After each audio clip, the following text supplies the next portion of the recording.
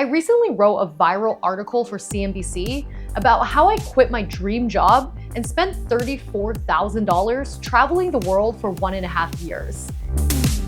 And how, as a result, I'm behind on other major life goals like buying a house or having kids. Quite a few bloggers and media outlets seized onto this story and wrote their own articles, essentially making fun of me and deriding me for being a reckless and financially irresponsible millennial. Just check out this headline. Or this one. Or this one.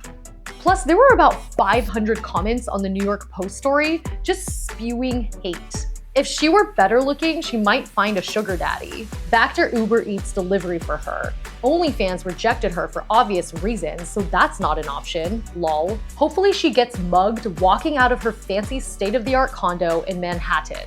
I wish I lived in that kind of accommodation, by the way. Let her breed cleanse themselves by not having kids.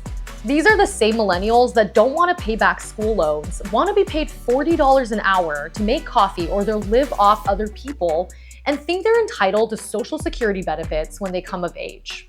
I think these articles are trying to suggest that I'm lazy, indulgent, irresponsible, and recklessly blew a ton of money on traveling the world. Now I'm coming home whining that I can't afford a house, which I should be entitled to. What I actually said in the CNBC article was meant to be a commentary on how a lack of personal finance education and career prep starting in high school can cripple someone well into their adult lives.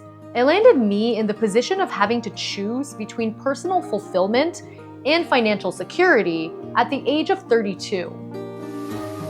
I spent a good chunk of my savings on my 18-month sabbatical, meaning I'm delaying other major life goals. I'm far from a down payment on a house in my hometown of Los Angeles. I have very little saved for retirement, and I'm not ready to have kids.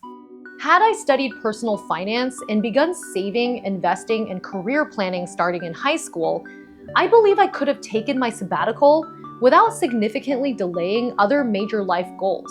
By the time I graduated from UCLA, I could decode Shakespeare and solve calculus problems, but I had no idea how to pay my bills.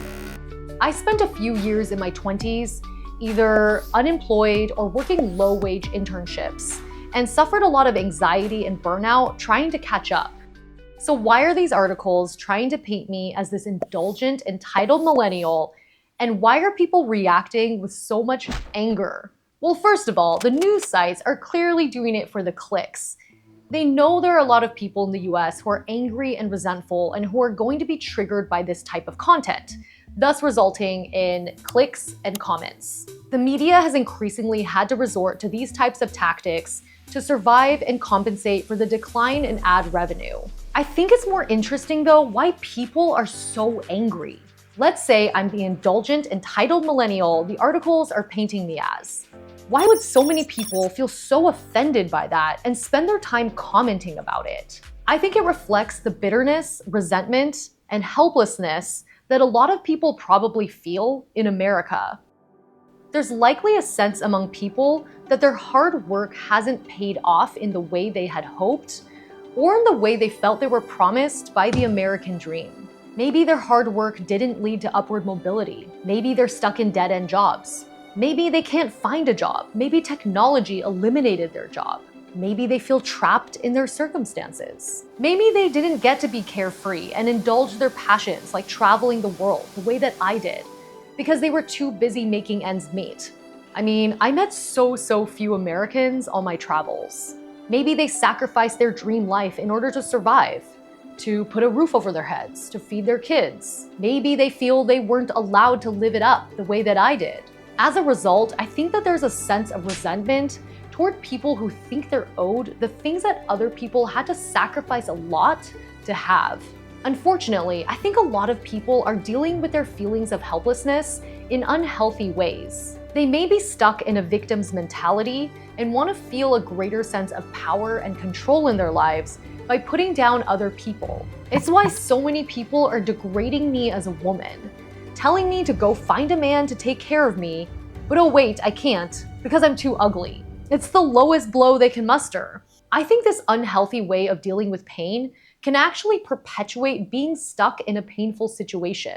By staying in a victim's mentality, you prevent yourself from proactively creating positive change in your life. Positive change by reflecting on what could I do differently and reinventing yourself. By building positive relationships with the right people, instead of focusing your energy on putting down people who have nothing to do with your life. I don't think you get ahead in life by putting people down, but rather by building people up. And still, there were some comments that actually made sense, like this one. $34,000 isn't enough for a down payment on a house in LA anyways. Exactly.